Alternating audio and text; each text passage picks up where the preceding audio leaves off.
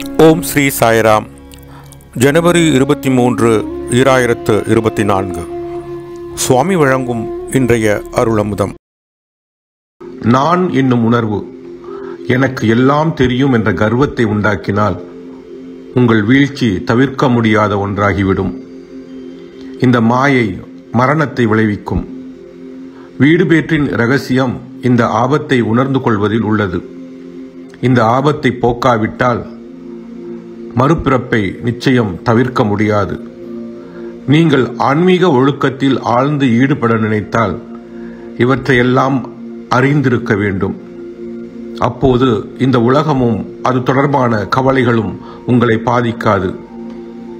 இந்த உண்மையிலிருந்து நீங்கள் வெகு தொலைவில் இருக்கும்போதுதான் நீங்கள் கஷ்டப்படுவீர்கள், வலியை உணர்வீர்கள் மற்றும் துன்பத்தை அனுபவிப்பீர்கள்.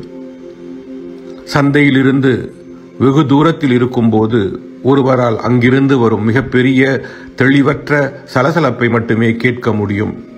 ஆனால் ஒருவர் அதை நெருங்கி அதனுள் நடந்து செல்லும் போது தனித்தனியாக பேரம் பேசப்படுவதை அவரால் தெளிவாக வேறுபடுத்தி அறிய முடியும்.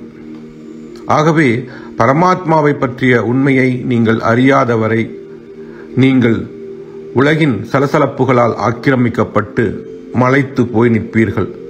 ஆனால் நீங்கள் ஆன்மீக முயற்சிகளில் ஆழ்ந்து ஈடுபடும் போது அனைத்தும் தெளிவாகி உண்மை பொருளை பற்றிய அறிவு உங்களுக்குள் விழித்தெழும். அதுவரை நீங்கள் வாக்குவாதம், தகராறு மற்றும் தன் திறமைகளை காட்டிக்கொள்ளும் பகட்டு ஆகிய அர்த்தமற்ற இரைச்சலில் சிக்கிக்கொள்வீர்கள். பிரேமவாகினி அத்தியாயம் 16. யாரையும் வெறுத்தல், அவர்கள் மீது பொறாமைப்படுதல் அல்லது அவர்களை விரும்பாமல் போதல் ஆகியவற்றை தவிர்த்து விடுங்கள். உண்மையான சேவையின் மூலம் தன்னலமற்ற அன்பை நடைமுறைப்படுத்துங்கள் என்கிறார் பகவான் ஸ்ரீ சத்திய சாய் பாபா. ஓம் ஸ்ரீ சாய்ராம். ஓம் ஸ்ரீ சாய்ராம். ஓம் ஸ்ரீ சாய்ராம்.